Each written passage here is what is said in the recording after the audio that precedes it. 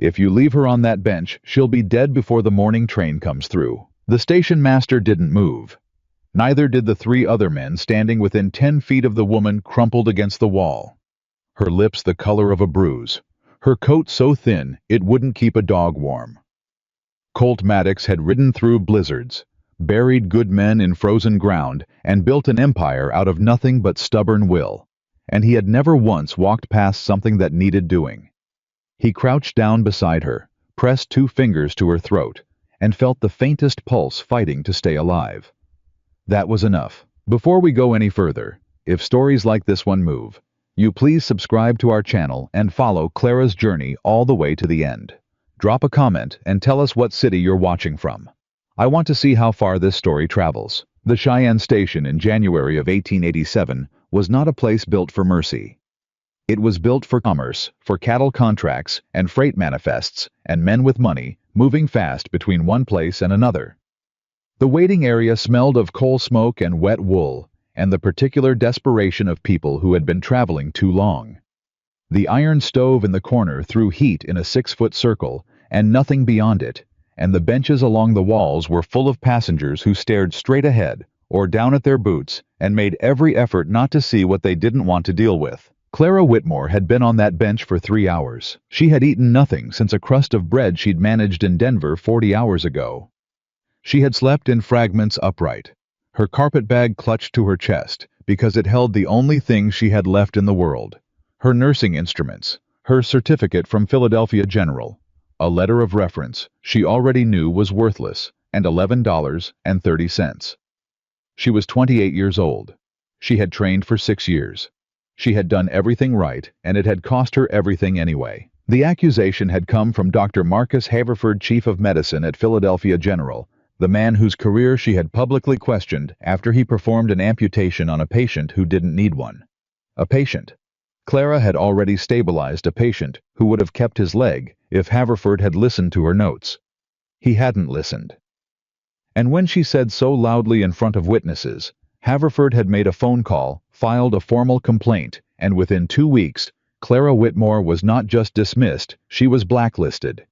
Every hospital administrator in Philadelphia received a letter, then Boston, then Chicago. His reach was longer than she'd calculated, and by the time she understood how thoroughly he intended to destroy her, the only ticket she could afford was west. She didn't know what was west. She didn't have a plan. She had a direction and the understanding that staying meant dying slowly in a city that had already closed every door. What she hadn't planned on was her body giving out before she got somewhere new. The cold had gotten into her somewhere around the 3rd hour. Not the sharp cold of stepping outside the deep, settling cold of a body that had stopped fighting it, that had used up the last of its reserves on the train ride, and had nothing left for the waiting.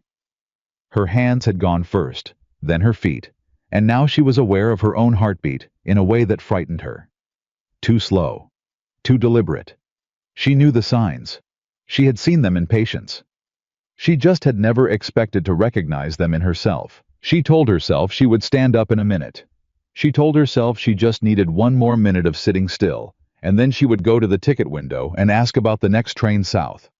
Somewhere warmer, somewhere a nurse might find work without a reputation preceding her. She told herself this with the conviction of someone who no longer quite believed it. And then the bench tilted, and the floor came up, and Clara Whitmore did not stand up at all. Colt Maddox was not supposed to be at the Cheyenne Station that afternoon. He had sent his ranchman, Pete Darby, to pick up a supply shipment and handle the freight paperwork, the kind of administrative errand that Colt had been trying to delegate more of since turning 35, and acknowledging privately that he couldn't do every single thing himself. But Pete had sent a wire that morning his daughter had taken sick in Laramie, and he needed to go. Could Colt handle the freight? Colt could handle the freight. He always could. That was the problem and the point. He'd built the Maddox Ranch from 300 acres of scrub and hard clay into one of the largest cattle operations in Wyoming Territory. 12,000 acres. 43 full-time hands. A bunkhouse that slept 60 in winter, and a reputation for paying fair wages and expecting serious work. He had done it in 11 years, starting at 24, with money borrowed from a bank that hadn't expected him to pay it back. He had paid it back in 4 years. The banker had sent him a letter of apology and an invitation to dinner. Colt had declined the dinner. He was not a man who needed to be liked. He was a man who needed things to work. He had finished at the freight office and was walking back through the waiting area toward the exit when he saw her go down. Not a dramatic fall, not the kind that made people gasp and rush forward. She simply subsided, leaned too far, and then kept leaning, and then was on the floor with her carpet bag still in her arms, and not a single person in that waiting room moved to help her. Colt stopped walking. He looked at the station master behind his window. The man had seen it. He was looking at some paperwork. He looked at the couple on the nearest bench, a well-dressed man and woman who had visibly edged away. He looked at a younger man by the door who met his eyes and then looked at the ceiling. "If you leave her on that bench," Colt said, and his voice carried the flat authority of someone accustomed to being the last word in any room, "she'll be dead before the morning train comes through." The station master looked up. "Sir, we can't be responsible for every—" "I'm not asking you to be responsible for anything." Colt was already crouching beside her.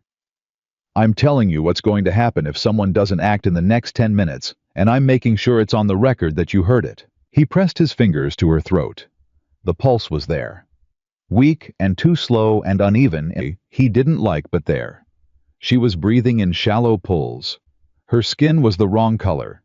He'd seen men come in from 3 days in a January storm looking better than this.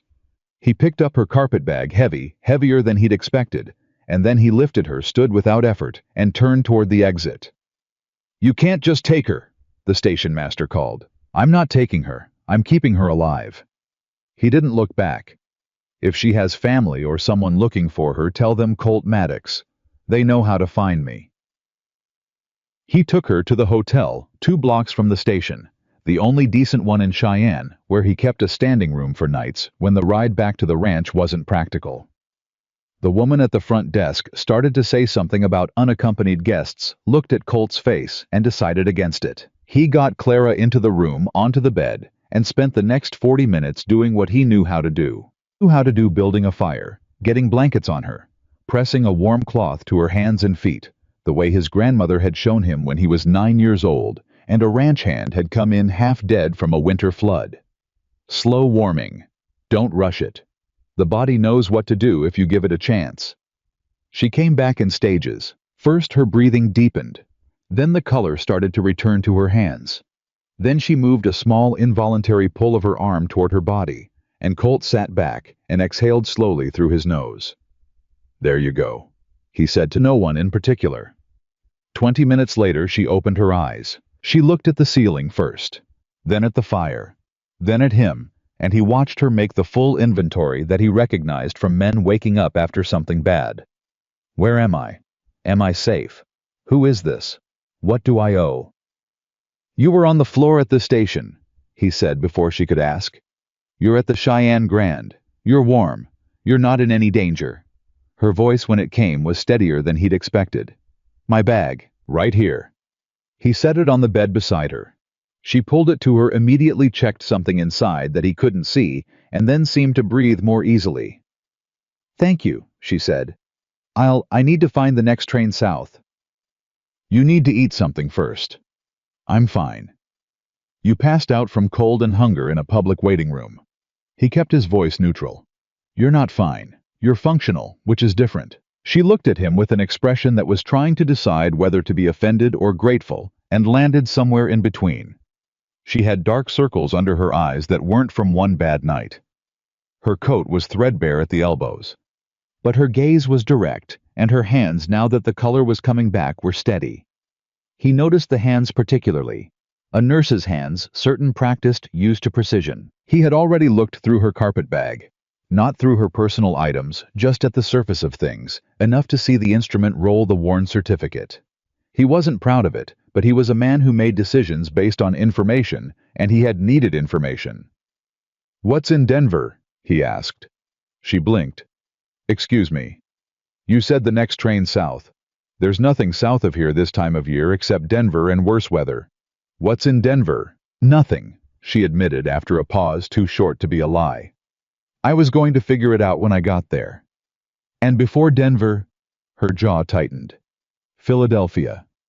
Long way from Philadelphia to nowhere in particular. Yes. She didn't offer anything else, and he respected that. A person who could sit quietly with the truth of their own situation without needing to explain. It was a person who knew themselves. He ordered food from the hotel kitchen soup. Bread coffee, strong enough to stand a spoon in, and she ate it without pretense, which also told him something. She wasn't performing composure. She was actually composed under the hunger and the cold and whatever she was carrying out of the East. There was a core to her that the circumstances hadn't touched. "I have a problem," he said when she'd gotten through most of the soup. She looked at him over the rim of the coffee cup. "Waiting. I have 43 men on a ranch 40 miles outside of town. In January. The nearest doctor is here in Cheyenne, which means by the time I can get a man in to see him and back out again in this weather, he's either better on his own or he's dead. Last month, I lost a hand to a leg infection that a competent person on site could have drained and treated in 20 minutes. He let that settle. I need someone with medical knowledge who can work in rough conditions without a lot of equipment and without the luxury of sending away for help." Clara set down her coffee cup very carefully. "I have 43 men," he said again, "and I have a ranch that pays better than any hospital in Philadelphia, and I have a spare room in the main house that's warmer than this hotel. And you," he said, "have nowhere to go and a set of surgical instruments in that bag that you packed before you packed a change of clothes." "You looked in my bag." "I looked at your bag. There's a difference." She stared at him. He waited. "I don't know anything about you," she said. "My name is Colt Maddox. I own the Maddox Ranch. You can ask anyone in Cheyenne whether I'm an honest man, and they'll tell you yes, because I don't have the patience to be anything else." "And you want a nurse?" "I want someone who knows what they're doing in a medical emergency and who isn't going to fall apart when the conditions aren't ideal. Mr. Maddox." Her voice was dry, which he found he liked immediately. "I just passed out on a train station floor. I am clearly capable of handling conditions that aren't ideal." He almost smiled. "So that's a yes." "That is absolutely not a yes." She wrapped both hands around the coffee cup.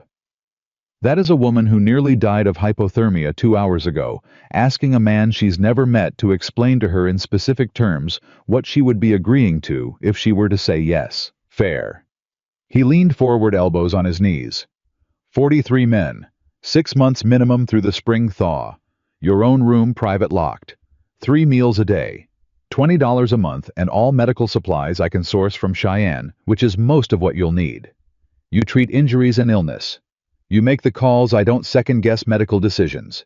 And at the end of 6 months, if you want to go, I'll personally put you on a train to wherever you need to be and pay the fare." Clara was quiet for a long time. "You said injuries," she said. "Ranch work. Frostbite, breaks, cuts, rope burns, horse-related injuries. It's not a surgery theater." "But it could be." "It could be," he said honestly. "And if something is beyond me, then we get to Cheyenne as fast as horses can move, and we hope for the best. Same as we do now, except right now, we don't have anyone. At least with you, we have a fighting chance before we're already loading someone onto a wagon." She looked at the fire. He let her look. He had learned in 11 years of running a large operation, and 20 years before that, of being alive in a world that didn't owe him anything, that the moments when a person was deciding something real were not moments to interrupt. People made better decisions when you let them make them. "There's something you should know," she said, not looking at him. "All right. I was dismissed from Philadelphia General. There's a formal complaint with the Pennsylvania Medical Board, a false one from the Chief of Medicine, but it exists. If you hire me and someone finds out, it could cause problems for you." Colt was quiet for a moment.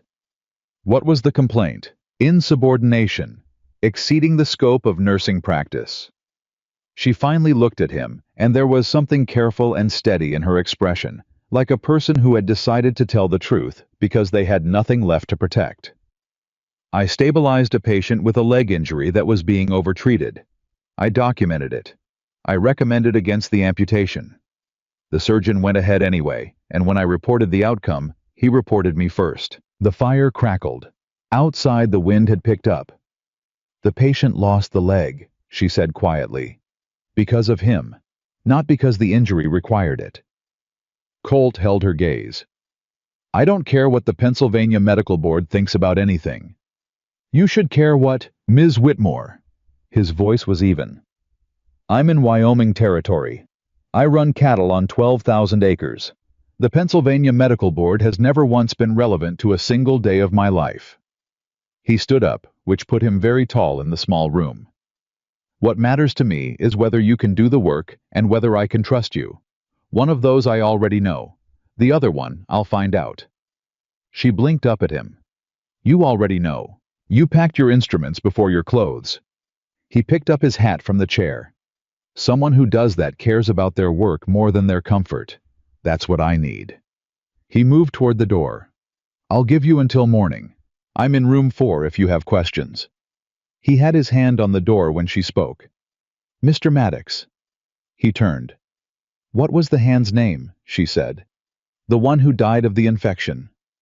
He went still. Tommy Reeves, 22 years old, from Kansas. I'm sorry. She said it simply without performance.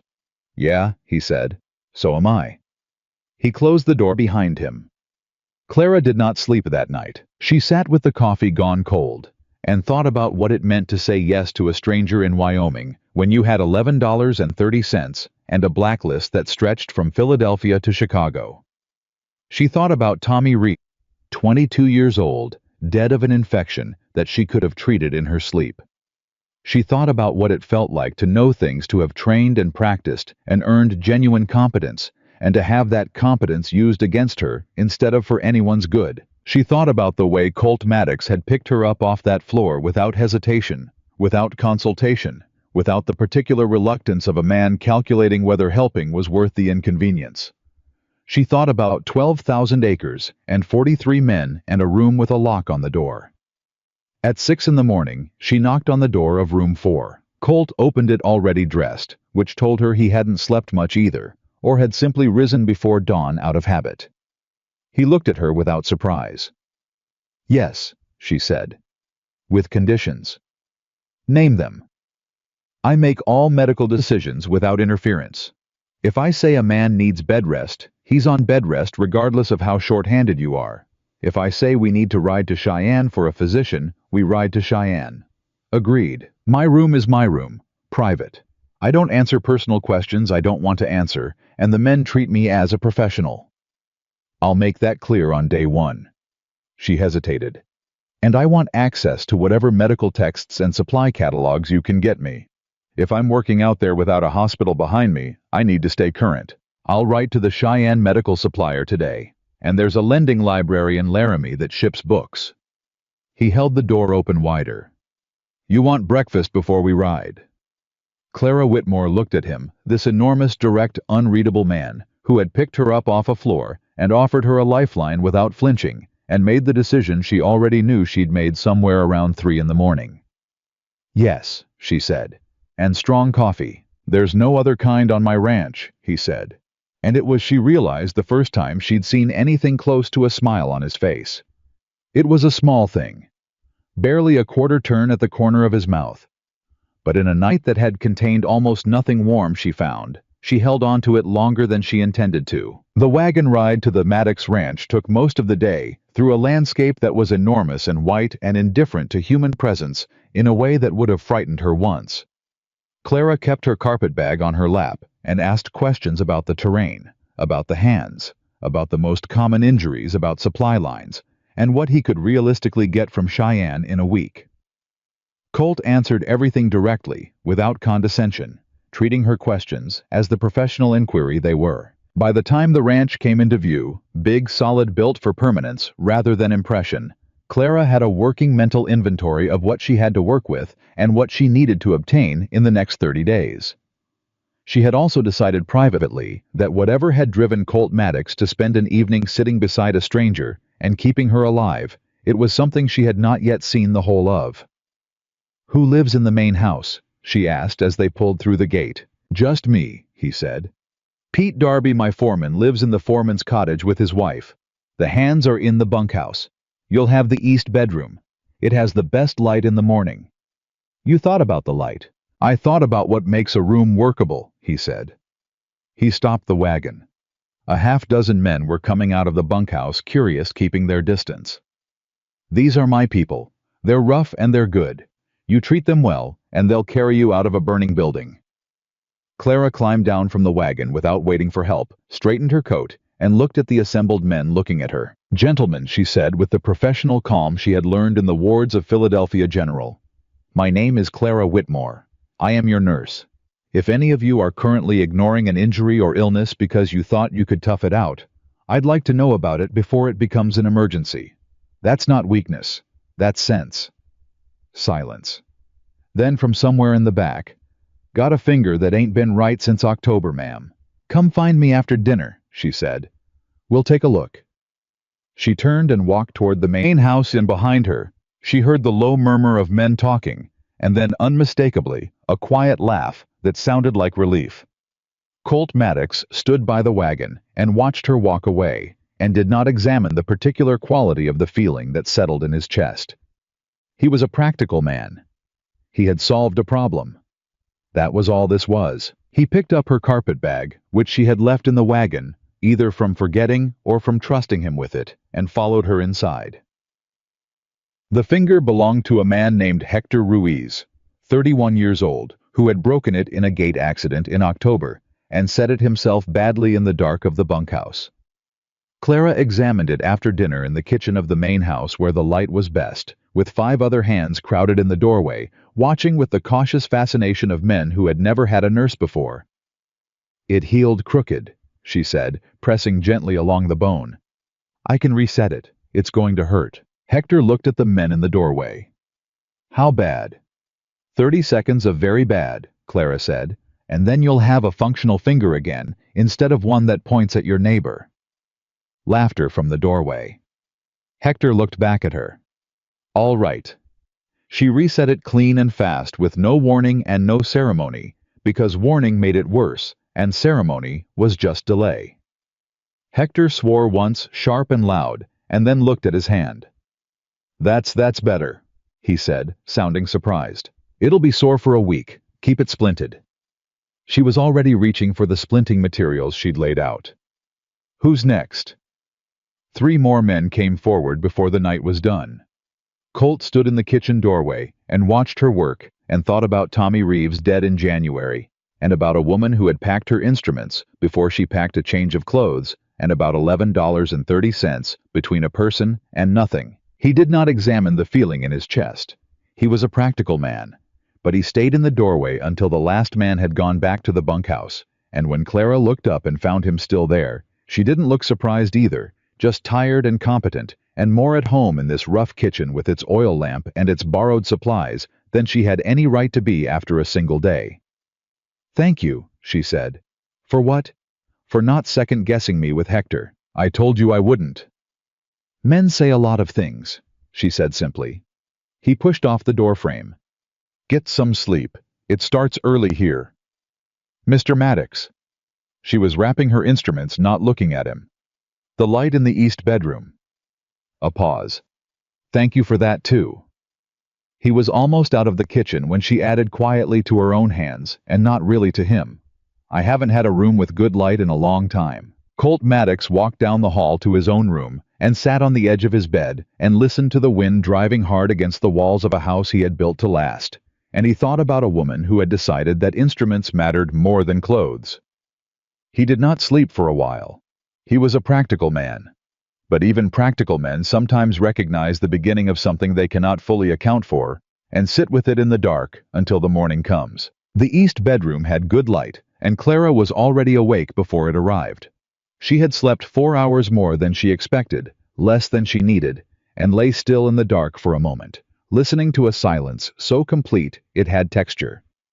No city sounds, no carriages, no distant voices, no the particular low groan of a building full of people, just wind and the creak of good timber, and somewhere far off cattle making their presence known to the dark. She was on a ranch in Wyoming.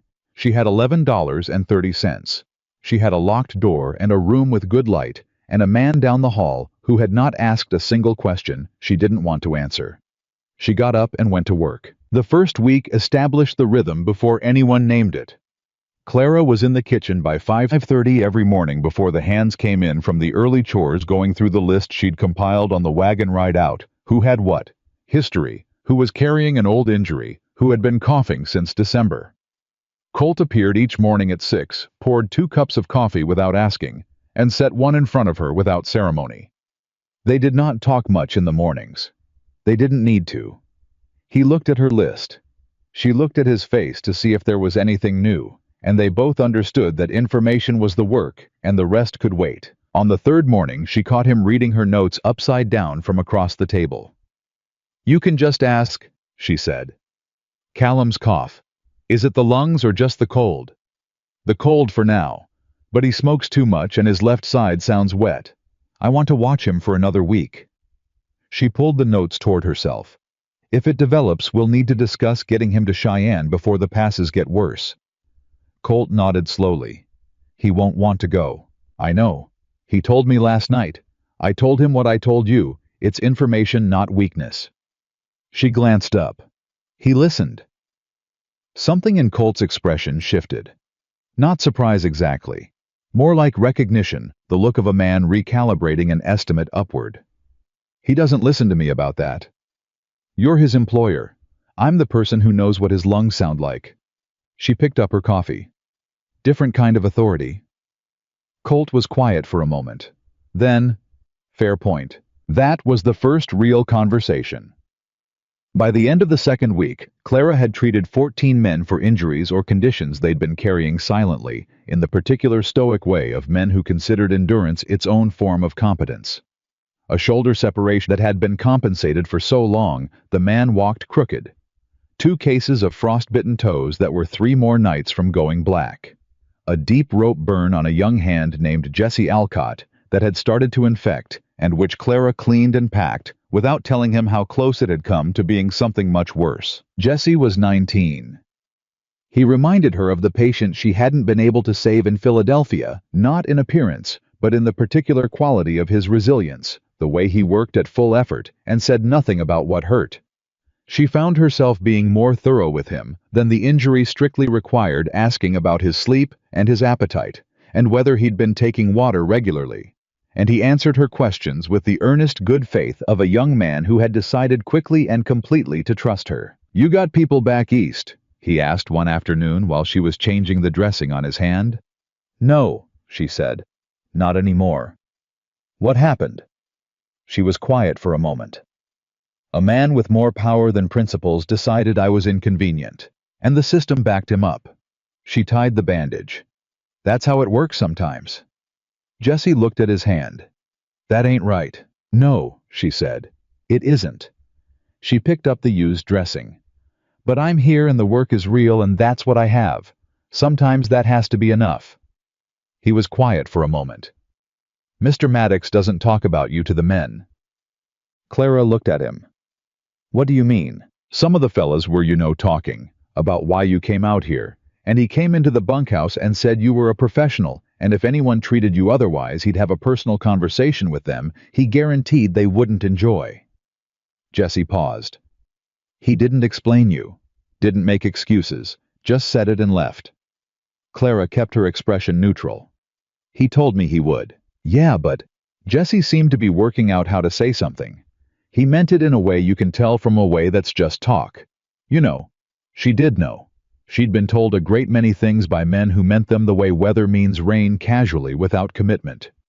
Colt Maddox had said it the way he said everything, with the particular weight of a man who did not traffic in words he wasn't prepared to back up. "How's the hand feel?" she asked. Jesse flexed his fingers.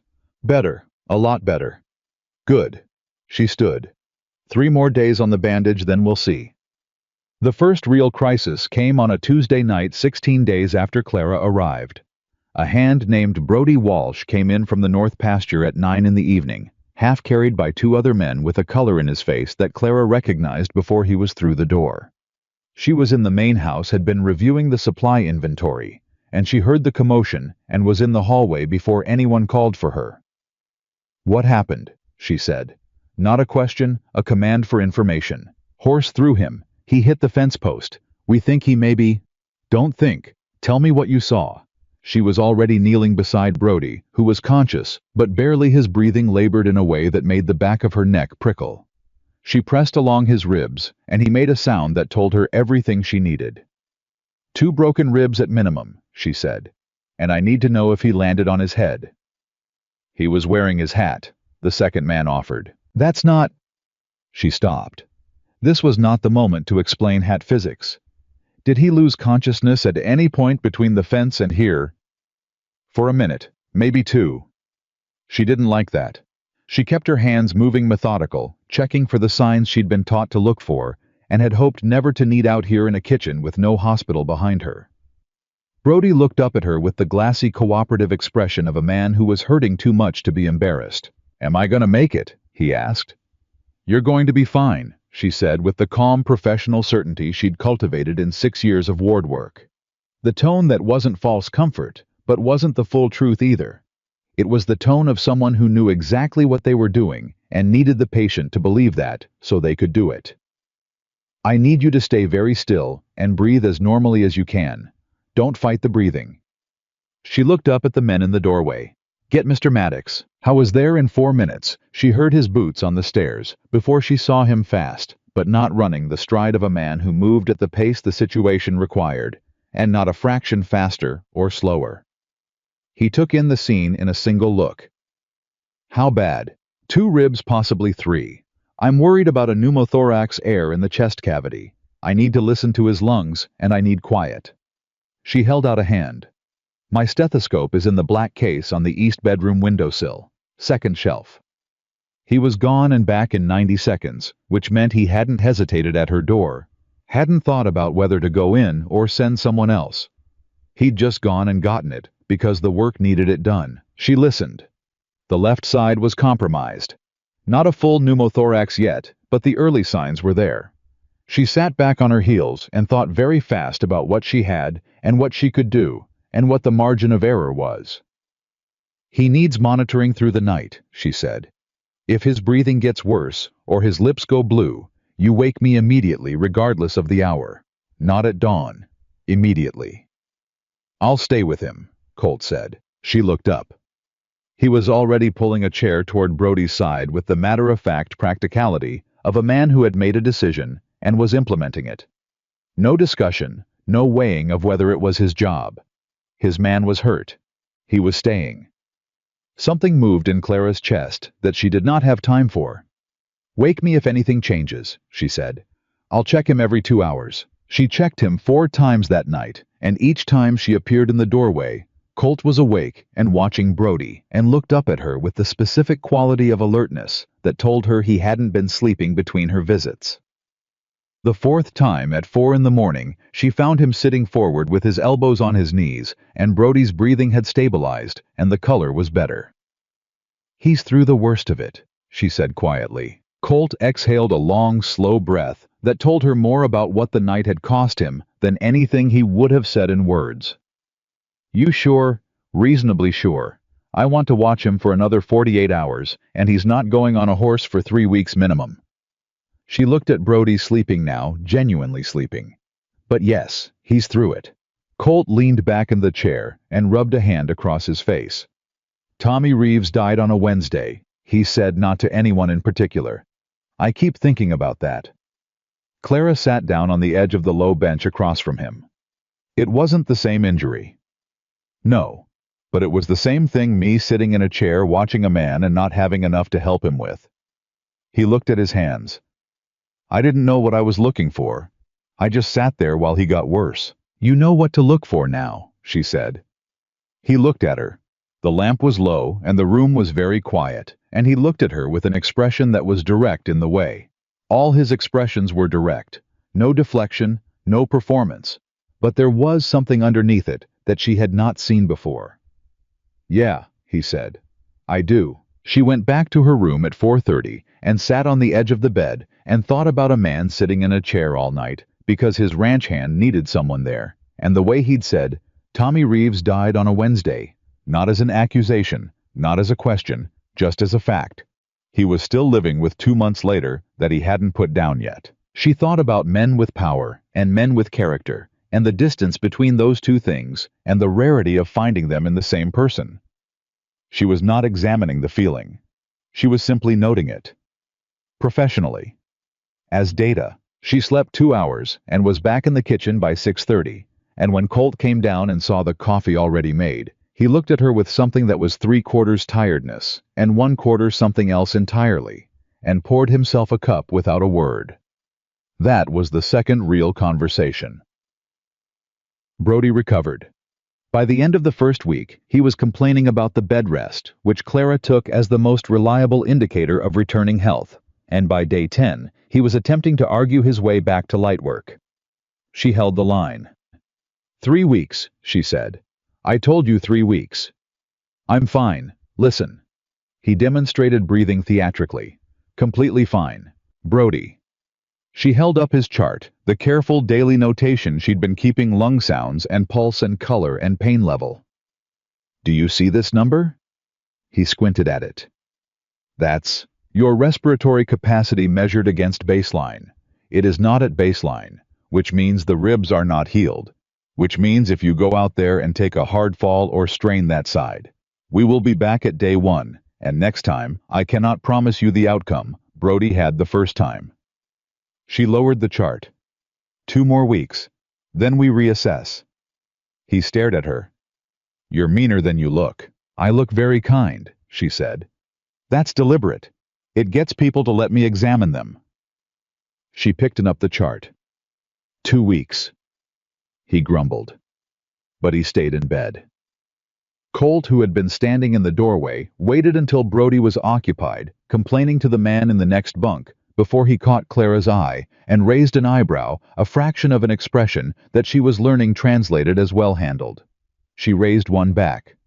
I know. The ease of it startled her slightly in the privacy of her own chest. 16 days in, and they had already developed a shorthand that operated below language in the currency of glances and timing, and the mutual understanding of two people who were both fundamentally trying to keep the same things from breaking. She had not had that with anyone in Philadelphia. She had not had it anywhere, she realized, except the ward at Philadelphia General, in the years before Haverford, when the work was good and the purpose was clear, and she had believed the place was making her into something that would matter. She had not expected to find it here. The letter came on the last Friday of January, forwarded from the Cheyenne post office by a rider who came out twice a week. Colt brought it to her directly, which meant he had looked at the return address. She saw his face before she saw the envelope, and she knew from his expression alone that it was not good news. The seal was the Pennsylvania State Medical Board. She opened it at the kitchen table, and Colt stayed, which she noticed and did not ask about. He leaned against the counter and was quiet while she read. The complaint filed by Dr. Marcus Haverford had been formally accepted for review. She was required to respond in writing within 60 days. Failure to respond would be treated as implicit acknowledgement of the charges. The charges included practicing beyond the sanctioned scope of nursing practice, insubordination in a clinical setting. And this was new, and her stomach went tight when she read it, falsifying patient notes. She read that line twice. He added falsification, she said to the table. That wasn't in the original complaint. No, that's new. She folded the letter carefully with the precise, controlled movements of someone who was furious and had decided not to be yet, because fury was not useful information. He's escalating. He knows I've left Philadelphia, which means someone told him. He knows he needs to hit harder if I'm not there to defend myself in person. You'll respond. With what I have my own records. I have what I documented. But he has the institutional weight of a major hospital, and I have a forwarding address in Wyoming. She set the letter down. Any board in Philadelphia will take his word over mine. Then we don't fight it in Philadelphia. Colt crossed his arms. You've been here 3 weeks. You've treated 22 men. I know every one of them, and I know what you did for them, and I know what would have happened without you. His voice was level and completely certain.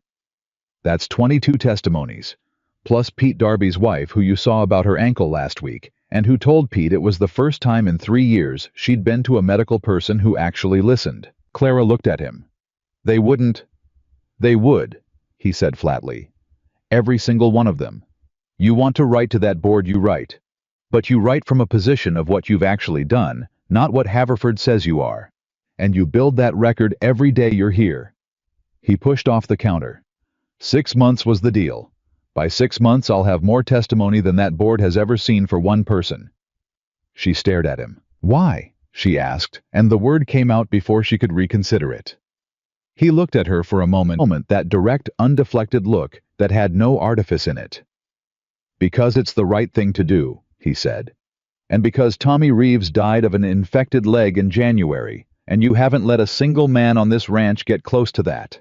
He walked out of the kitchen. Clara sat with the letter and the coffee, and the particular quality of silence that follows something that has shifted the weight of a room, and she breathed through what she was feeling with the discipline of a woman who had learned to treat her own reactions as clinical data. The data, she acknowledged quietly, was not purely professional. She picked up her pen and began to write. February came in like a fist. 3 days of snowfall that cut the ranch off from the road to Cheyenne, that piled drifts against the bunkhouse doors, and turned every outdoor task into a calculated risk. Clara spent the confinement reorganizing her supplies, updating her patient notes, and reading the 2 medical texts that had arrived from the Laramie Lending Library. One on field surgery, one on pulmonary conditions in high altitudes, with the focused appetite of someone who understands that knowledge is the only resource that doesn't run out. Colt spent the snow days working from the main house. Ledgers, supply orders, correspondence, and they developed the habit, without discussing it, of sharing the kitchen table in the afternoons, each occupied with their own work, occasionally exchanging information that was relevant to the other. He would tell her about a supplier in Denver who could get carbolic acid at better prices than Cheyenne. She would tell him that 2 of the men were showing early signs of respiratory strain from the cold and needed lighter work until the temperature came up. They talked about practical things and let the silence between them be comfortable, and asked nothing that wasn't necessary. It was, Clara thought privately, one of the most honest arrangements she'd ever been part of. On the second snow day, Colt looked up from his ledger and said without preamble, "You ever think about going back? To Philadelphia? To a city, a hospital, what you trained for?" She considered the question seriously, the way he tended to ask things not as small talk, but as genuine inquiry. "I think about it as something that was taken from me," she said. "Not as something I'd choose to return to even if I could. The hospital was good until it wasn't. The work is the same work wherever I do it." She glanced at her notes. "Callum's lungs are better since I adjusted his sleeping position and got him off the tobacco 3 weeks ago. He would have been on a ward in Cheyenne by now if things had gone differently." She looked up. "That matters to me as much as anything I did in Philadelphia. Maybe more." Colt held her gaze for a moment. "You're good at it," he said. "Not just technically, the way you talk to them. They trust you." "Trust is a medical tool," she said. "A patient who trusts you tells you the truth about their pain. A patient who doesn't tells you what they think you want to hear, and you treat the wrong thing." "Where'd you learn that?" "A ward supervisor named Helen Cross. She'd been nursing for 30 years, and she had more practical sense than every physician I ever worked with." Clara smiled slightly, a real one, involuntary. "She told me the first week they'll lie to the doctors about how bad it is because doctors frighten them. They'll tell you the truth if you earn it." She was right. Sounds like a remarkable woman. She was. A beat. "She was the first person I told about what Haverford did to that patient. She believed me immediately." Clara looked at the table. "And then she told me there was nothing she could do about it, and she was sorry, and she went back to work." She said it without bitterness, or rather with the kind of bitterness that has been examined and set aside without being denied. She had her own 30 years to protect. I understood that. Colt was quiet for a moment. "Did it help that she believed you?" Clara considered. "Yes," she said honestly. "It did. It meant the truth was real, even if the outcome was wrong." She picked up her pen. "That's all truth ever does in the end. It means the thing happened. It doesn't guarantee the right ending." The wind drove at the windows. The stove ticked. "I believe you," Colt said simply, and without fanfare returning to his ledger. Clara did not look up. She kept her pen moving.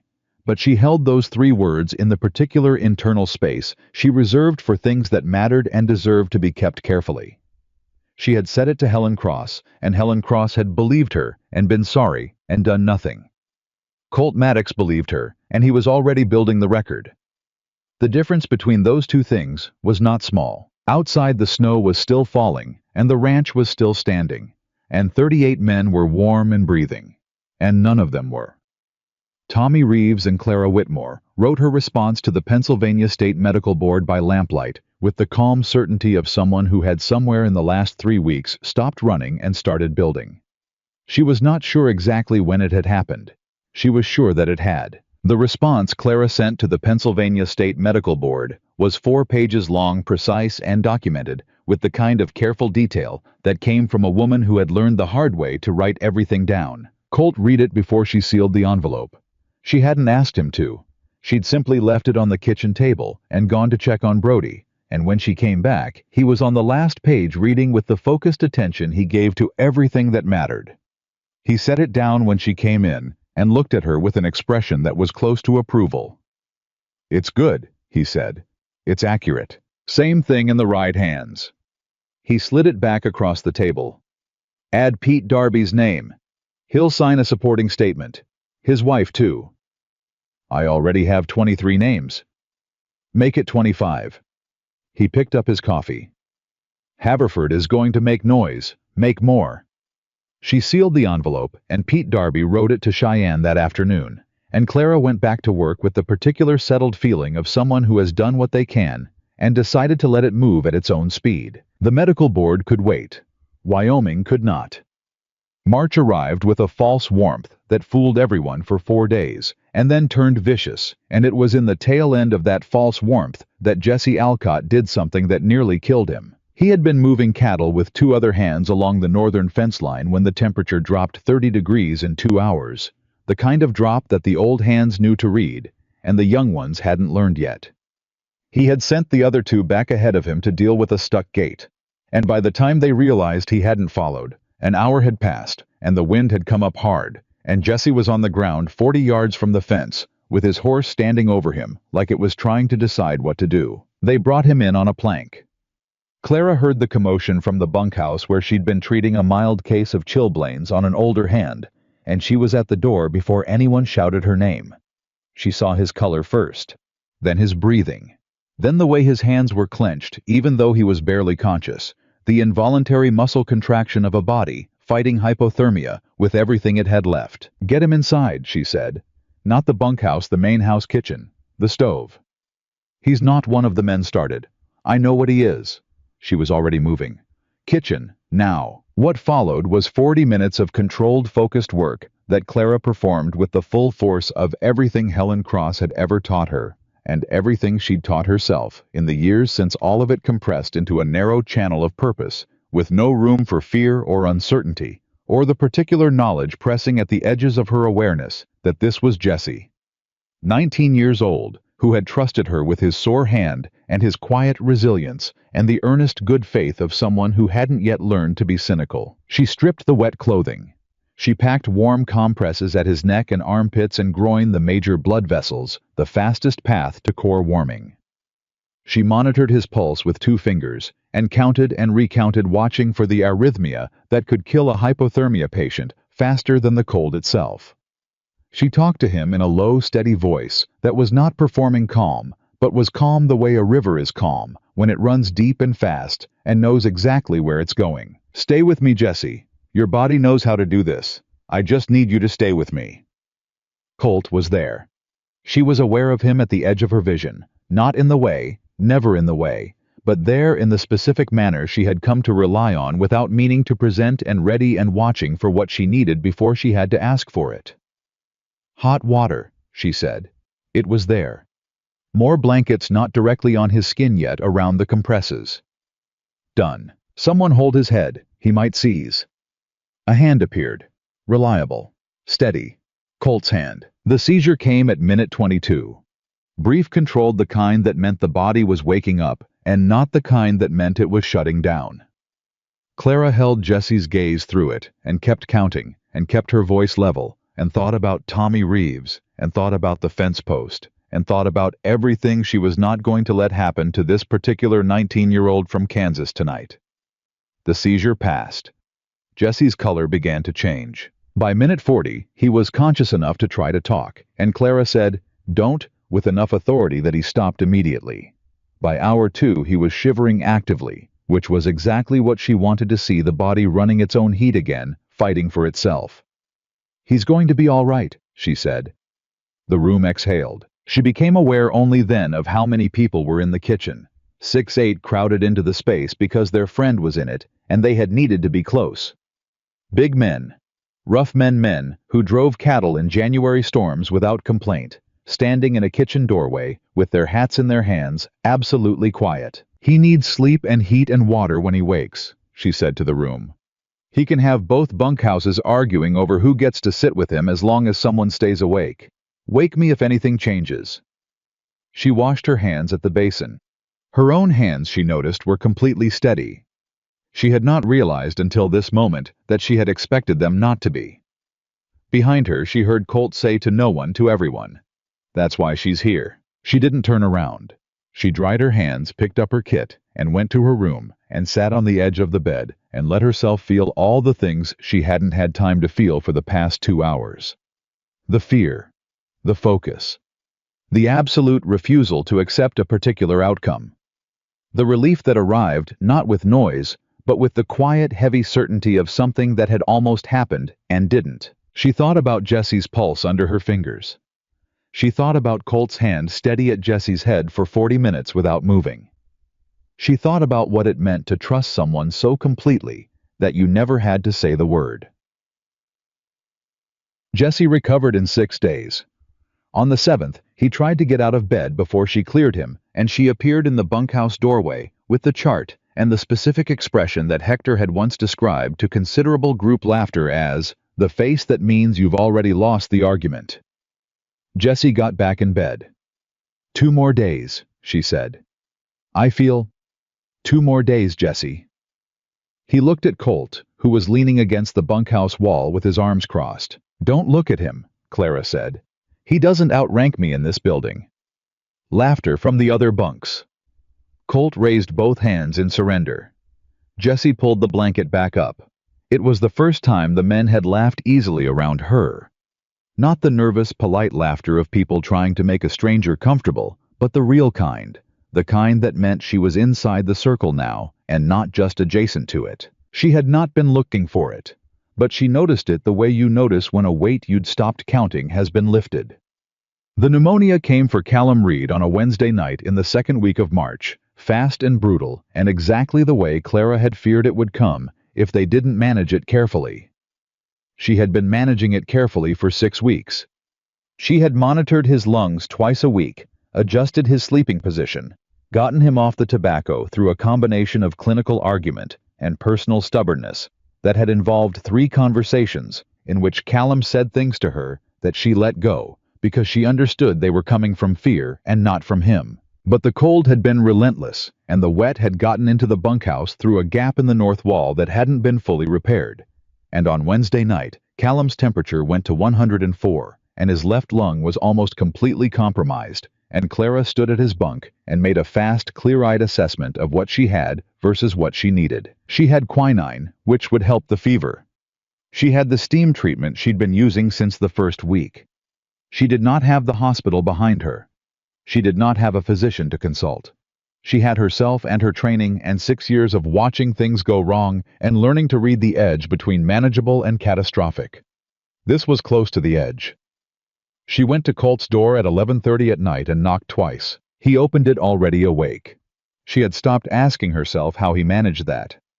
"Callum," she said, "I need to tell you honestly where we are." He stepped into the hallway and pulled the door nearly closed behind him. "Tell me." "His left lung is bad. The fever is high but manageable with what I have. The lung is the problem." She kept her voice level and precise. "I can treat him here. I believe I can pull him through. But I want you to know that my confidence is strong but not absolute. If he were in a hospital, I would feel differently. He is not in a hospital." Colt looked at her for a moment. Outside the wind was high, and the road to Cheyenne was 2 hours in good conditions, and the temperature was 22 degrees. "What do you need?" he said. "I need a fire burning in the bunkhouse all night. I need 3 men on rotation to keep it running while I watch him. I need the steam kettle going every 4 hours, and I need you to stay out of the room unless I call you." Done. He moved. "What else?" "That's it for tonight." She turned to go back. "Colt." He stopped. She had used his first name. She hadn't planned it. It had come out in the particular clarity of midnight and high stakes, and the understanding that some distances are artificial and become impossible to maintain at the edge of something real. "If I make a call tonight that looks extreme," she said, "I need you to trust it."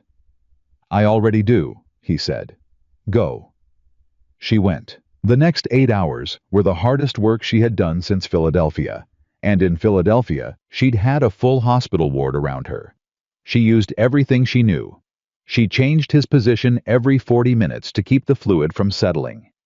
She ran the steam treatment and monitored his breathing with the focus of someone who was listening for a specific sound and refusing to hear the wrong one.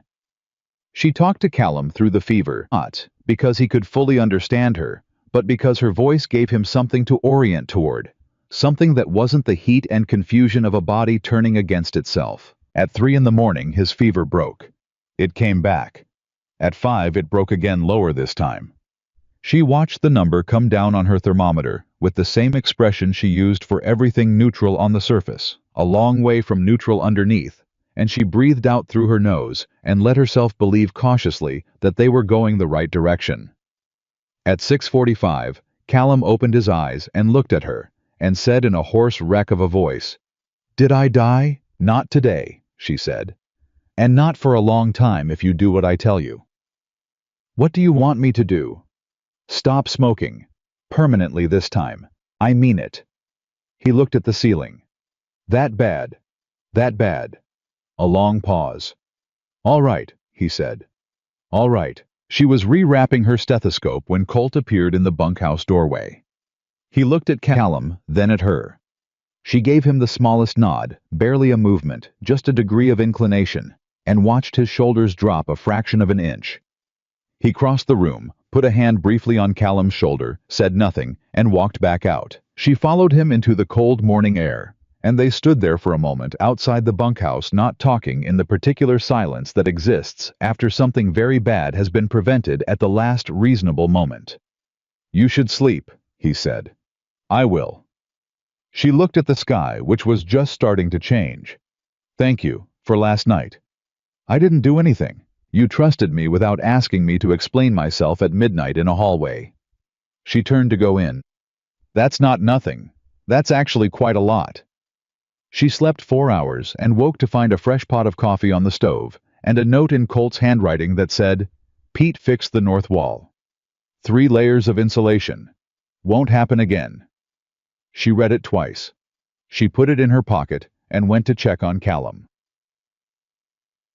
The barn fire happened on a Friday afternoon when the wind was wrong and someone left a lantern too close to a hay bale, and there was nothing gradual about it.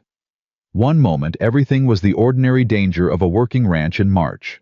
The next there was shouting and smoke and men running, and the particular sound of horses that are terrified, which is unlike any other sound in the world. Clara was in the main house when she heard it, and she grabbed her kit without thinking and ran toward the noise, because that was who she was and what she did. And she arrived to find 3 men already pulling horses out, and 2 more trying to beat down the near side of the fire with wet burlap, and Colt in the middle of it, directing with the flat carrying authority of a man who had been managing crises his whole life. "Left gate, Hector, take the left gate. Jesse, stay back. You are staying back." Jesse, to his credit, stayed back.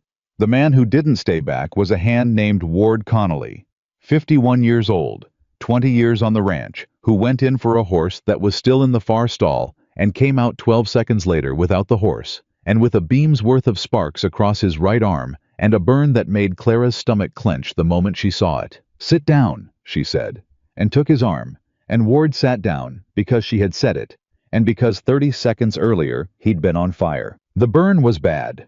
Not immediately life-threatening, but deep enough and extensive enough on the forearm that she was calculating infection risk and nerve involvement before she'd finished the first assessment. She packed it immediately with what she had. Clean cloth. The cold water. Someone ran to her own carbolic acid solution that she kept in the kit for exactly this kind of emergency, and talked Ward through the pain with the focused, even voice that was its own kind of medicine. "You're all right?" she said. "I have you. Stay with me."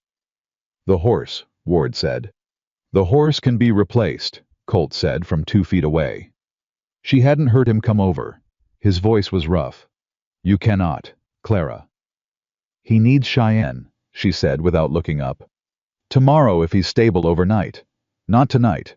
The wound needs to be dressed properly, and I need to watch for infection setting in before we move him." "Tomorrow," Colt confirmed. "I'll need to ride with him." A pause. "All right." She kept working, and Ward kept breathing, and around them the fire was brought down to nothing by the coordinated effort of 40 men who knew exactly what to do because they'd been trained by a man who thought about contingencies before they happened. The horse that Ward had gone back for was found at the fence line an hour later. Frightened, but uninjured. Someone brought it back in, and Colt walked up to it and pressed his forehead briefly against the animal's neck in the gesture of a man who is grateful for things he isn't going to explain. That night, sitting with Ward in the main house, while she monitored the burn dressing through the hours, Clara thought about what it meant to build something. Really build it, the way Colt had built this ranch, and these people, and this particular quality of loyalty that made a 51-year-old man walk into a burning building for a horse, and made 40 others run toward the fire instead of away from it. She had spent 6 years in Philadelphia trying to build something like that. She had done it in rooms and wards, and the intimate daily work of being trusted with people's bodies and pain. And then one man with more power than conscience had taken 20 minutes to dismantle it. She looked at Ward's arm. She looked at her own hands. She had rebuilt it in 6 weeks on a Wyoming ranch with a supply kit and a borrowed stethoscope and a man who handed her coffee every morning without making it a conversation. At 2 in the morning, Colt came in with water and sat in the chair across from her and looked at Ward sleeping and said quietly, "He's going to keep the arm." "Yes," she said. "Full function with proper treatment and time." "How much time?" 6 weeks before he works. 8 before he works hard." Colt nodded. He was quiet for a moment. "You went straight for him, before the fire was out." "That's what I do." "I know." He turned the water glass in his hands. "I'm glad you're here, Clara." The second time her name. The first time he'd said it, like it meant something. Not a practical designation, but a particular thing specific and considered directed at her and no one else. She looked at the fire in the stove. She thought about the Cheyenne train station and a bench and $11.30, and the particular desperate pragmatism of a woman who had accepted an offer from a stranger because there was nowhere else to go. She thought about how somewhere between Brody's ribs and Jesse's hypothermia and Callum's fever and Ward's burning arm, the calculation had changed. She was not here because she had nowhere else to go. She was here because here was where she needed to be. "I'm glad I'm here too," she said. The fire burned. Ward slept. Outside the ranch was quiet and intact, and full of men who would be alive tomorrow, who might not have been, and the distance between Colt Maddox's chair and Clara Whitmore's chair was smaller than it had been the night before, and smaller again than the night before that. Neither of them moved. Neither of them needed to. Some distances close themselves if you give them enough time and enough truth, and neither person walks away. Ward Connolly rode to Cheyenne on a wagon bench the next morning, with his arm dressed and splinted, and Clara sitting beside him, and he spent the journey telling her about the first horse he'd ever owned, a gray mare named Patience, and how he'd traded 2 months of wages for her when he was 17, and she'd thrown him 6 times in the first week, and he'd gotten back on every single time, because he'd decided she was worth it. "Why are you telling me this?" Clara asked, somewhere around the halfway point. Ward looked at his arm. "Because you're the reason I still have that hand," he said. "And I wanted you to know something real about me before we got there." She didn't answer for a moment. "Tell me about Patience," she said. He told her. And she listened, the way she listened to everything fully, without dividing her attention, and by the time they reached Cheyenne, she knew that Ward Connolly had worked ranches for 34 years, had never married, sent money to a sister in Missouri every month without fail, and had a scar on his left knee from the second time patients threw him that he still considered the most honest thing that had ever happened to him. The Cheyenne physician, a competent man named Dr. Aldous Fitch, who had been practicing in Wyoming for 15 years, examined Ward's arm and then examined Clara's dressing and said without looking up, "Whoever packed this knew what they were doing. Clean edges, correct layering, carbolic solution applied at the right density. This arm would have been at serious risk without this level of immediate treatment." "Miss Whitmore," Ward said. "She's our nurse at the Maddox Ranch." Dr. Fitch looked at her then. "You trained in Philadelphia, you said. Philadelphia General." He nodded slowly. "I've heard the name Whitmore," he said, and something in his expression was careful.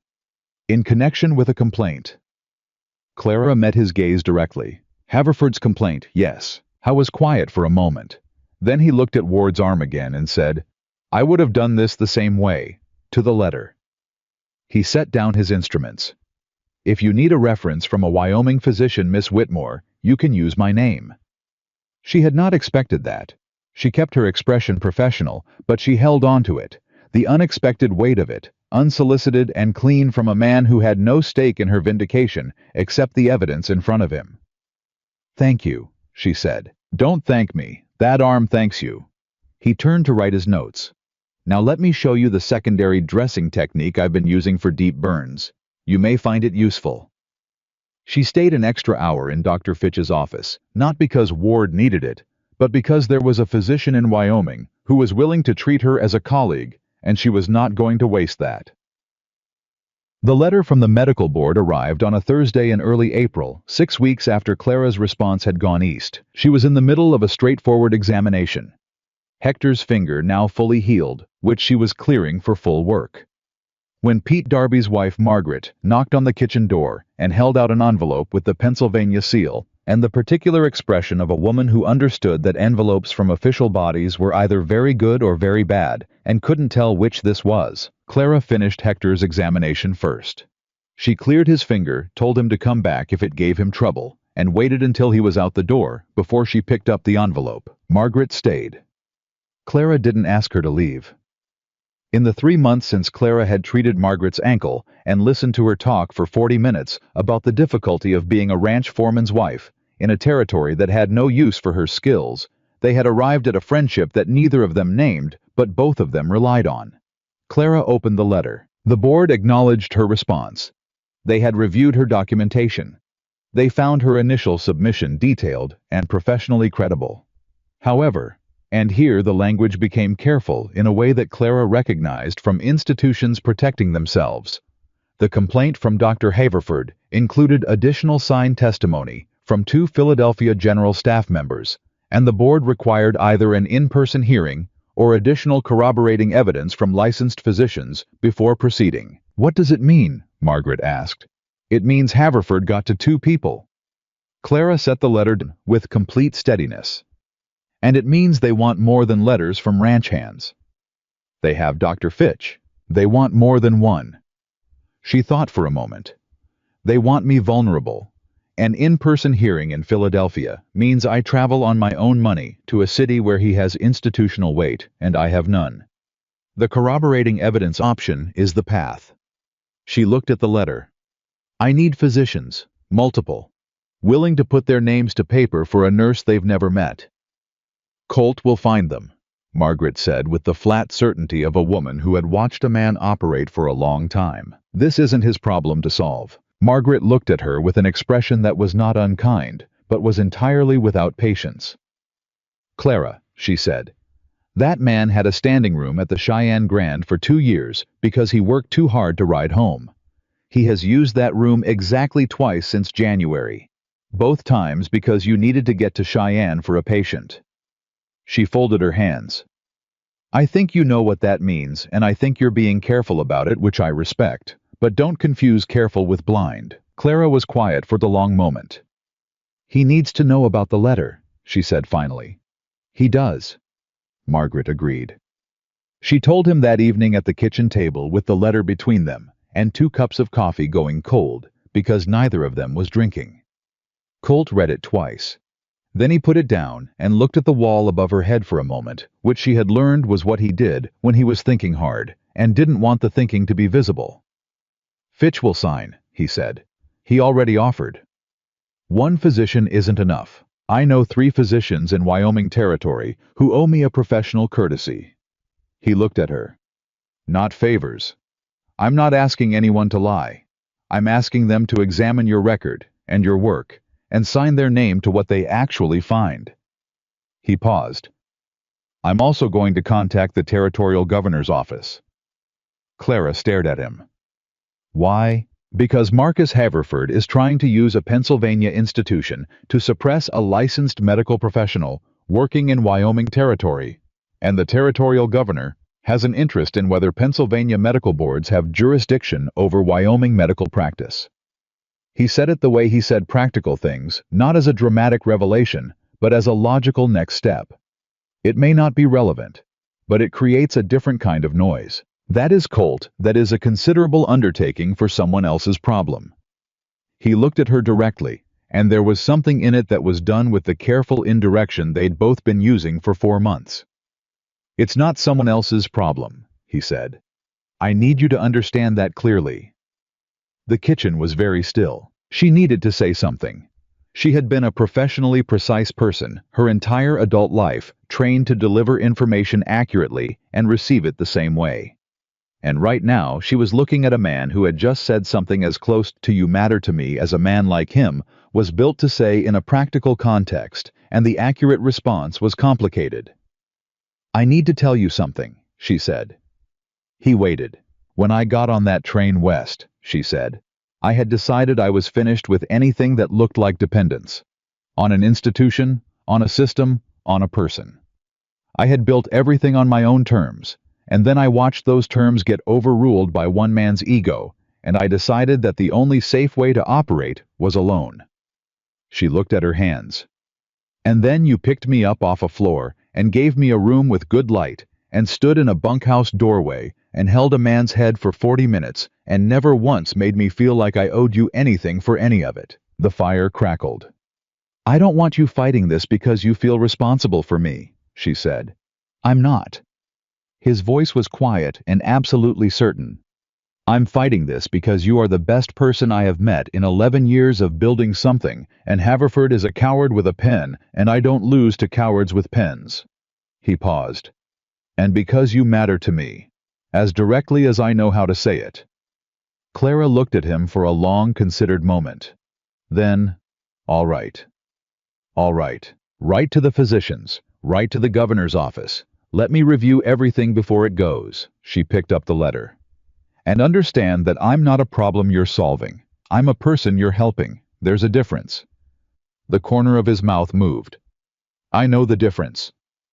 "Good." She stood. "Then we have work to do." April built a case. Dr. Fitch signed a formal letter that ran to 3 pages detailing Ward's injury, Clara's treatment, and his professional assessment of her competence. Colt rode to Laramie personally and spent a day with a physician named Dr. Henry Marsh, who had delivered half the babies in Wyoming Territory and whose name carried more weight in the West than any Philadelphia title. Dr. Marsh examined Clara's patient records, asked her 45 minutes of sharp clinical questions, and then signed a letter that was 7 paragraphs long and used the phrase exemplary field medicine in the 2nd paragraph. A physician in Casper, Dr. Lena Hargrove, the only female physician in Wyoming Territory, which Colt had found through deliberate inquiry, wrote a letter that was brief and devastating in its precision. The charges against Miss Whitmore described the behavior of an insubordinate. What I see in her records is the behavior of a diagnostician who was correct. These are not the same thing, and any medical board that cannot distinguish between them is not qualified to evaluate practitioners. Clara read that one twice. Then she folded it very carefully and put it at the front of the file. Pete Darby collected signed statements from every man on the ranch who had been treated by Clara, 31 statements each describing in plain language what the injury or illness had been, what Clara had done, and what the outcome was. He organized them himself alphabetically with a cover note in his own handwriting that said, "These are men who work hard and don't complain and don't exaggerate. Every word in here is true." The file grew thick. And then, in the second week of April, the twist came from a direction Clara hadn't anticipated. A woman named Agnes Doyle arrived at the Maddox Ranch on a Tuesday afternoon, having ridden from Cheyenne with her husband and 2 children.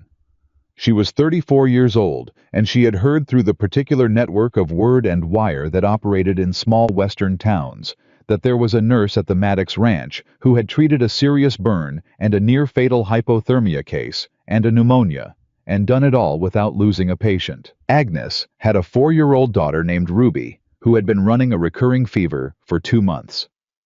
3 physicians in Cheyenne had given 3 different opinions. Agnes had spent money she didn't have and gotten answers that contradicted each other and helped her daughter not at all. She had heard about Clara Whitmore and she had come. Colt met the family at the gate and brought them in without hesitation, and when he found Clara and explained who they were, he said simply, "She needs your help. Whatever you need, you have it." Clara examined Ruby for 40 minutes.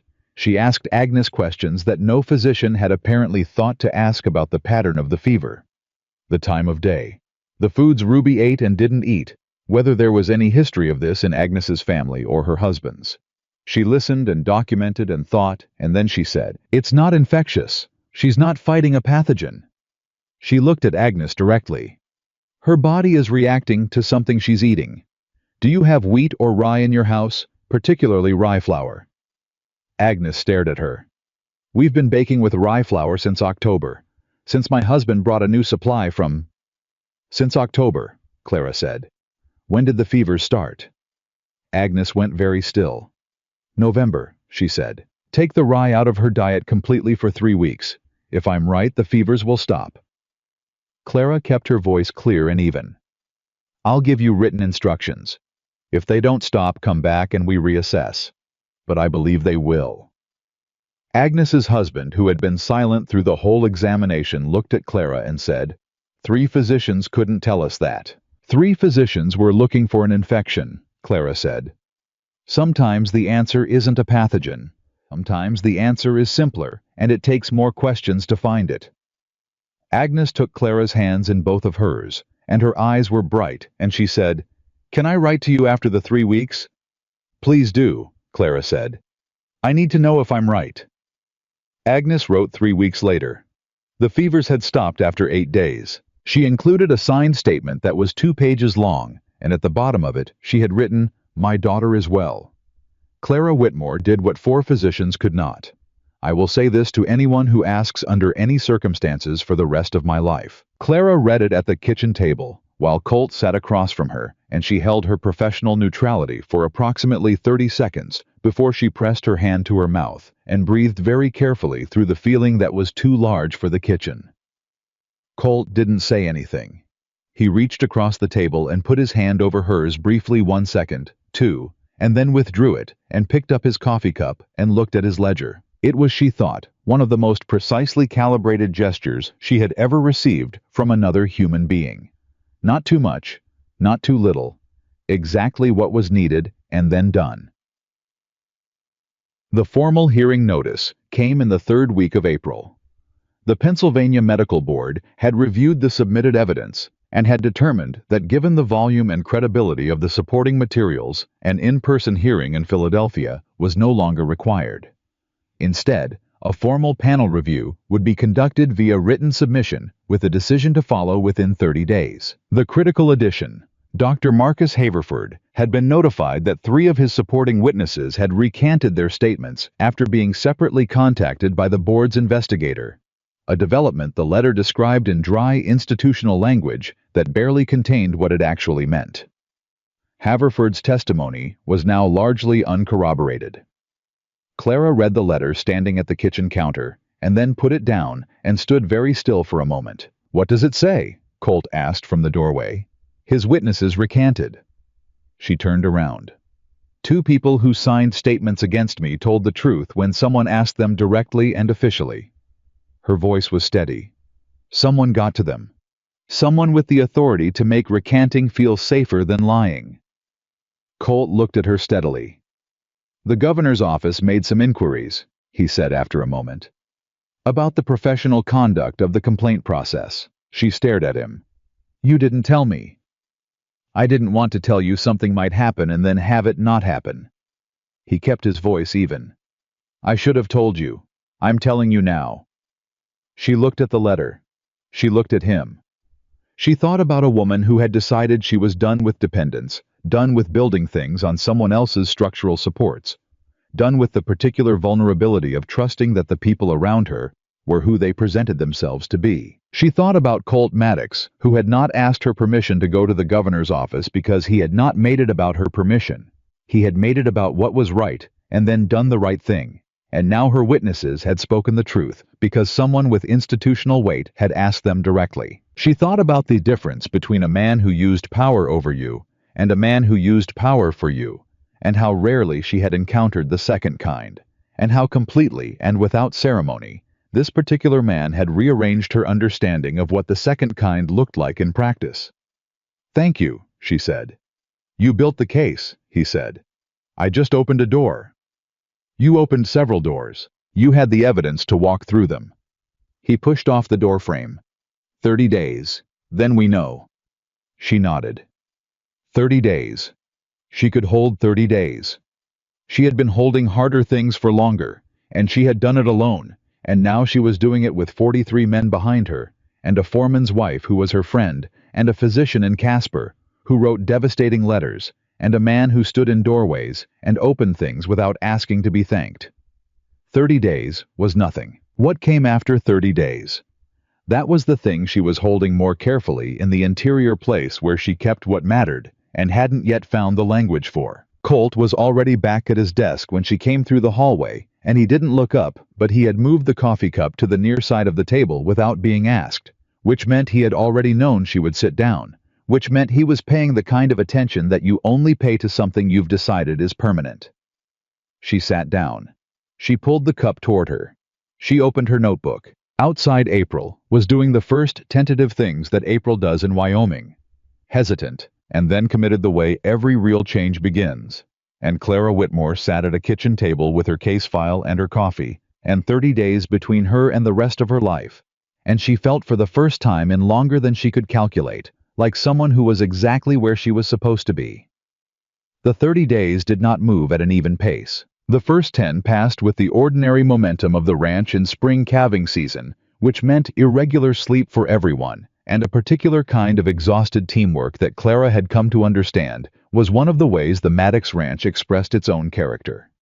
She moved through those days doing what she did, checking on men who had been out in the cold too long, treating the small injuries that multiplied in a season of hard physical work, monitoring Callum's lungs, which continued to improve with a consistency that she found genuinely gratifying. She did not think about the letter constantly.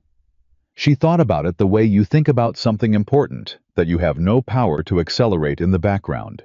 Steady, like a sound below the range of conversation that you only fully hear when everything else goes quiet. Colt did not bring it up. He let her lead on the subject, which was, she had learned his way. He understood the difference between support and pressure, and he operated on the right side of that line with a consistency she had stopped taking for granted and started actively appreciating. The 11th day brought a development that had nothing to do with Philadelphia. A young woman appeared at the ranch gate on a Wednesday morning, 20 years old, maybe 21, traveling alone on a horse that looked tired. Her name was May Sutton. She had ridden from a homestead 12 miles north because her mother had been sick for a week and nobody had come, and she had heard from Agnes Doyle that there was a nurse at the Maddox Ranch who listened and helped. Clara rode back with her without consulting anyone. She left a note on the kitchen table, gone north with a patient. Back by evening. C. Colt read the note at noon and stood in the kitchen for a moment, and then went back to the calving barn because there was nothing else to do, and because Clara Whitmore did not need his permission to practice medicine. May's mother. Ellen Sutton was 46 years old and had been running a low fever for 9 days with a pain in her right side that had started dull and gone sharp. Clara examined her for 20 minutes and felt the specific tension in the lower right quadrant that she recognized immediately and that tightened every professional instinct she had. "How sharp is the pain right now?" she asked, keeping her voice completely neutral. "Bad," Ellen said. "Worse when I move. On a scale 1 is nothing, 10 is the worst you've ever felt." 7, going to 8. Clara kept her hands gentle, and her expression steady, and her mind moving very fast. She looked at May in the doorway. "I need you to go to Maddox Ranch and tell Mr. Maddox that I need a wagon to Cheyenne and I need it now. Not in an hour. Now." May went white. "Is she? She's going to be fine," Clara said with the particular certainty that was a medical tool, and also in this moment true, but only if they moved in the next 4 hours. "I need the wagon. Go." May went. Clara stayed with Ellen, talking to her, monitoring the pain, doing everything she could to keep her still and calm and breathing evenly, and thinking about the 47-minute ride to the ranch, and the 47 minutes back, and the window of time she was working inside of, and the fact that she had caught this in time barely, and the fact that catching it in time was entirely because Agnes Doyle had told May Sutton about the nurse who listened. The wagon arrived in 50 minutes. Colt was driving it himself. He came through the door, read Clara's face, and said nothing unnecessary. "Ready." 2 minutes. She had Ellen wrapped and ready. "Careful with the road. Every bump matters." "I know a smoother route. Adds 10 minutes. "Take it." I took it. Clara rode in the back with Ellen, one hand on her pulse and one braced against the wagon's side, talking Ellen through every slow mile, with the calm that was by now as natural to her as breathing, not performed, not effortful, simply who she was when the work was real. Dr. Fitch met them at his office door. Clara gave him her assessment in 60 seconds precise and sequential, and he listened without interrupting, and then said, "Agreed on all points. I'll have her prepped in 10 minutes. He looked at Clara. "You want to observe?" "I want to assist," she said. He looked at her for 1 second. "Then wash your hands." She assisted. She stood across the table from Aldous Fitch and handed instruments and monitored and anticipated. And at the end of it, Dr. Fitch looked up and said, "Clean catch, Miss Whitmore. Another 6 hours, and we'd have been in a very different conversation." "Agnes Doyle's daughter," Clara said. He raised an eyebrow. "Ellen came to me because her daughter heard about Ruby from Agnes, the referral chain. She was already cleaning instruments. That's why it matters. Not just the patient in front of you. Everyone they tell afterward." Fitch was quiet for a moment. "You know," he said, "I've been thinking about what you said. About training. About women in frontier medicine." He set down his instruments. "I have a proposal if you're willing to hear it." Ellen Sutton recovered. May sat with her mother through the night at Dr. Fitch's clinic and sent a wire to the ranch the next morning that said only, "She's well. Thank you. May Sutton." Clara received the wire at the kitchen table and read it and set it carefully in the file she'd been building. Not the medical board file, a different one. Newer, started in the last few weeks without fully acknowledging what she was building. Dr. Fitch's proposal was this. He wanted to establish a formal training program for frontier nurses in Wyoming Territory. Women who could work in isolated homesteads and ranches and small settlements where physicians couldn't reach. He wanted Clara to design the curriculum. He wanted to use the Cheyenne Clinic as the base. He wanted her name on the program. She had told him she needed to think about it. She was still thinking about it 5 days later when the letter came. It arrived on a Friday. May, now the cold finally breaking into something that felt like the world remembering it could be generous. Pete Darby brought it from the Cheyenne Rider with the careful handling of a man who understood what was inside, and he found Clara in the bunkhouse doing a routine check on Callum's lungs. Clear now, genuinely clear, the best sound she had heard in 3 months, and he held the envelope out without a word. She saw the seal. She finished listening to Callum's lungs. She pressed the stethoscope to his chest one more time, confirming what she already knew, and said, "Clear, completely clear. You're done with the twice-weekly checks, monthly from here." Callum looked at her. He looked at the envelope in Pete's hand. "You gonna open that?" "In a minute," she said. She walked out of this bunkhouse and stood in the open air and held the envelope and breathed for a moment. She thought about Cheyenne in January. She thought about a bench and $11 and a pulse that was still there when a man pressed 2 fingers to her throat and decided it was enough reason to act. She thought about 6 years of training and one man's decision to use power as a weapon, and the long westward train ride that had not felt like a beginning but had been one anyway. She opened the letter.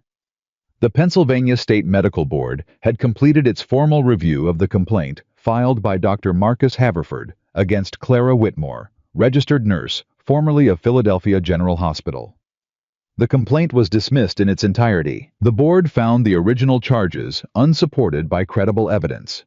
The documentation submitted in Miss Whitmore's defense, including signed attestations from 3 licensed Wyoming physicians, 31 patient statements, and supporting correspondence from the Office of the Wyoming Territorial Governor, demonstrated a clear and consistent record of competent, ethical, and effective medical practice. Furthermore, the board noted that 2 witnesses who had originally provided statements in support of the complaint had subsequently recanted, citing professional pressure from Dr. Haverford as the reason for their initial false testimony.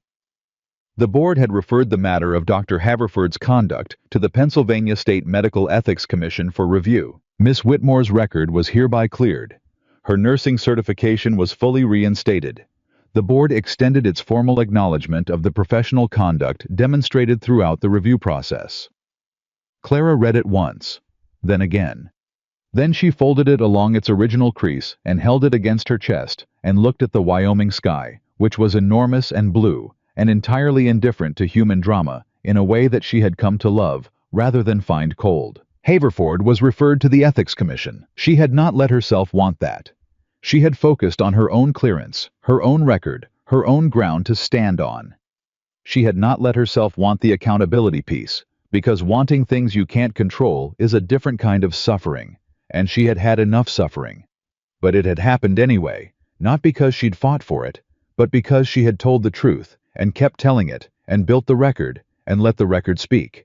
And somewhere in Philadelphia, 2 people had decided that the truth mattered more than the protection of a man who had made them lie. She stood there for a long time. Then she went to find Colt. How was in the calving barn? She walked in and found him crouched beside a new calf with the patient attention of a man who understood that some things required your full presence, regardless of what else was pressing. And he looked up when she came in and read her face before she said a word. He stood up. She held out the letter. I took it, read it, handed it back. He looked at her directly, and his expression was the most open she had ever seen it. Not the controlled neutrality he used for difficult things. Not the quiet attention he used for ordinary ones, but something that was simply and entirely real. Dismissed, he said. Entirely. Her voice was steady. And Haverford has been referred to the Ethics Commission. Something moved across his face that was not quite a smile, and was more than one. Good, he said, and the single word carried the weight of Tommy Reeves and Ward Connolly, and Callum's lungs, and Jesse in the snow, and every morning's coffee, set on the far side of the table, without ceremony. I want to take Dr. Fitch's offer, she said. He waited. The training program. I want to design it and run it.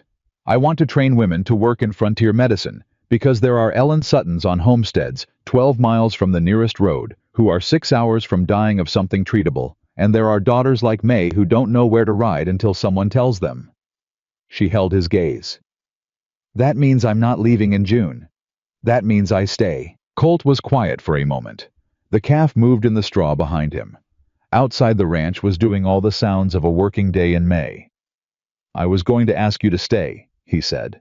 I've been working out how to ask you since February. February, she repeated. The snow days, when you told me about Helen Cross.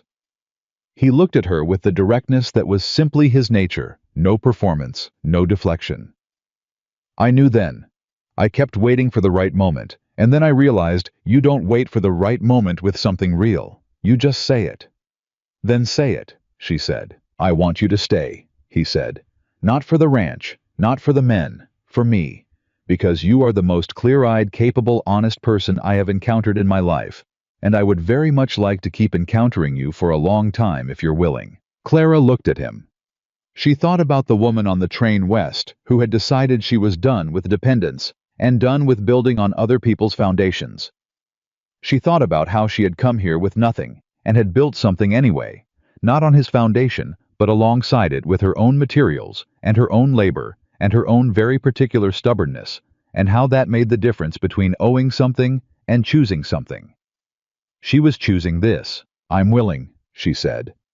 He crossed the distance between them in 2 steps, and she let him, and when he put his hands on either side of her face and looked at her for one long, deliberate moment before he kissed her, it was with the same quality as everything else he did fully present.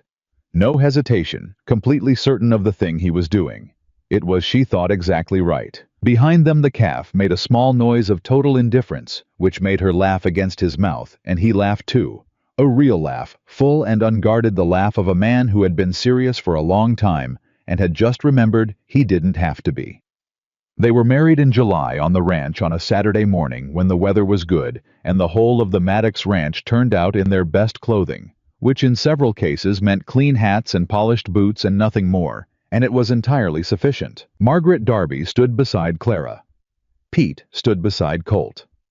Jesse Alcott, 19 years old and fully recovered and deeply invested in the proceedings, had appointed himself unofficial organizer and had spent 2 days arranging things that nobody had asked him to arrange with the earnest good faith that was entirely characteristic of him. Brody Walsh, whose ribs had healed straight and whose voice had not diminished in volume, informed the assembled group that he personally considered this outcome to have been inevitable from approximately the 3rd day of Clara's arrival, and that he had not said so earlier because he valued his continued employment. Hector Ruiz, whose finger pointed correctly, and had for months said that he had known from the moment Clara said the words, 30 seconds of very bad, and then delivered on them with complete accuracy.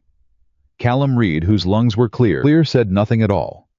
He simply stood in the front and looked at Clara with the expression of a man who understood better than most what it meant to be in a room with someone who had decided your life was worth fighting for. Ward Connolly stood to the side with his right arm, healed, functional fully, his folded across his chest, and when the brief ceremony concluded, and Colt kissed his wife in front of 43 ranch hands, and 1 foreman's wife, and 1 very organized 19-year-old Ward, looked at his hand for a moment, and then looked up at the sky, and said nothing to anyone, which was his particular way of saying everything. The training program launched in September. Clara spent the summer designing it with the same methodical precision she brought to everything. What the women needed to know, in what order, with what practical application, across what geographic territory. She wrote a curriculum that was 40 pages long and had been reviewed by Dr. Fitch and Dr. Lena Hargrove, and at Dr. Hargrove's insistence, by 2 women who had been doing informal frontier medicine for decades, without any official recognition, whose practical knowledge filled in gaps that no textbook had addressed. The first cohort was 8 women. They came from homesteads and ranches and small settlements across Wyoming territory, ranging in age from 19 to 53. They had in common intelligence, resourcefulness, and the particular pragmatic courage of people who had been dealing with medical emergencies alone for years and had always known they needed better tools. Clara taught them the way. Helen Cross had taught her not as subordinates receiving instruction, but as practitioners developing mastery, with the understanding that a patient who trusts their caregiver tells the truth about their pain, and a practitioner who understands the person in front of them makes fewer mistakes than one who only understands the condition. She taught them about Ward's arm and Jesse's hypothermia and Callum's lungs, not as case studies, as people. She taught them that medicine was not a performance of authority, but an act of presence, and that the most important instrument in any kit was the quality of attention you brought to the room. Agnes Doyle attended the first session sitting in the back, Ruby on her lap, not enrolled just there, as she had said she would be for the rest of her life, for whatever it required. At the end of the first day, a woman named Ruth Callahan, 44 years old, who had been managing her homestead's medical needs for 18 years, came to Clara after the others had gone and said, "I've been doing some of this right." "You've been doing most of it right," Clara said. "I'm going to show you the rest." Ruth looked at her for a moment. "Why did you come to Wyoming?" Clara thought about a train station in January, and a bench, and a pulse too slow and too uneven, and a man who pressed 2 fingers to her throat and decided it was enough. "Someone picked me up off a floor," she said, "and gave me a room with good light." Ruth nodded slowly. "And now you're doing the same." Clara considered that. It was not how she had thought of it, but it was accurate. "Yes," she said. "I suppose I am." By the end of the first year, 8 trained nurses were working across Wyoming territory. By the end of the second 23, Dr. Hargrove brought the program to the attention of the territorial legislature, and a formal resolution of recognition was passed. Not legislation, not yet, but acknowledgement, which was its own kind of beginning. Haverford lost his position at Philadelphia General in November of the first year, following the Ethics Commission review. Clara received a brief notification from the board. She read it once, filed it, and did not think about it again for a long time, because she had learned something important about the difference between justice and the ongoing work of building things that matter. They are not the same process, and one does not require you to wait for the other. Colt expanded the ranch's north pasture that spring, adding 800 acres and 12 new hands, and the bunkhouse grew, and the medical room that Clara had established in the main house grew with it, and by the second summer, it was less a ranch nurse's station, and more a small clinic that served not only the Maddox hands, but families from the surrounding territory, who had learned through word and wire, and the particular network of trust that grows in places where people depend on each other. That the woman at the Maddox Ranch listened and helped and had trained others to do the same. Jesse Alcott, 20 years old, and no longer the youngest hand on the ranch, asked Clara one evening if she thought the program would ever reach Colorado. "Eventually," she said. "What about further Kansas, maybe? One territory at a time." She looked at him. "Why?" He looked at his healed hand. "My sister's down in Kansas. She's been wanting to do nursing work for years. Didn't know there was a path." He glanced up. "I wrote her about you. She wrote back and said she wants to come." Clara thought about a woman on a train going west because all the eastern doors were closed. She thought about paths that don't exist until someone walks them, and then walks them again until they're clear enough for others to follow. "Tell her to come," she said. On a September evening of the second year, Clara sat on the porch of the main house with Colt beside her, and the ranch was doing all the sounds of a place that was alive and working and intact, and she had a letter in her lap from Ruth Callahan, in which Ruth reported that she had successfully managed a difficult childbirth on an isolated homestead, mother and child, both healthy, using the techniques Clara had taught her, and that the family had named the baby Clara Ruth, which Ruth found somewhat overwhelming, and Clara found entirely. "She named the baby after you," Colt said, reading over her shoulder. "After both of us. Clara Ruth. Ruth. That's a good name." She folded the letter and held it against her chest, the way she had held the medical board letter, the one that had said dismissed in its entirety, and meant that the truth had been slower than the lie, but had arrived more completely. She thought about how much had happened since January of the previous year. She thought about everything that had been taken from her and what she had built in its place, which was not a replacement, but a transformation, not the same shape, not the same materials, something larger and more grounded, and more truly her own than anything she had constructed before. She thought about what she would tell Jesse's sister when she arrived from Kansas, about what it meant to go somewhere alone, with nothing but your skills and your willingness to use them. About floors and benches and pulses under 2 fingers and rooms with good light. About the fact that the thing you think is the end is sometimes the terrain of the beginning, if you are stubborn enough and honest enough and fortunate enough to find in the most unlikely circumstances one person who looks at what you are rather than what you've lost and decides without hesitation that it's enough. Colt put his arm around her and she leaned into him, and neither of them said anything for a while, because they were practical people who understood that some things are complete without commentary. The ranch went on doing what it did. The evening settled. Somewhere in Wyoming, 23 women who had learned to listen carefully were sitting with someone in pain and doing what Clara had taught them, and doing it well. And Clara Whitmore, Clara Maddox, sat on her own porch with her letter and her husband, and the particular quality of stillness that belongs to people who have fought hard and built honestly, and arrived without fully realizing the moment of arrival exactly where they were always going. She had come west with nothing and had built everything that mattered. She had been picked up off a floor and had stood up and kept standing, and she had never not once stopped moving toward the work. That was who she was. That was what she left behind.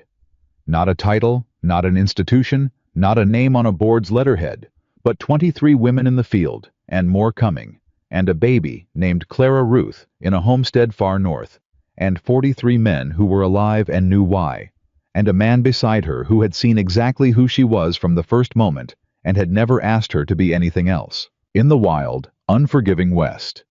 In the winter of 1887, a freezing woman on a train station floor had held on to a carpet bag full of instruments and refused to let go. She had been right not to let go. The work had been worth every single mile.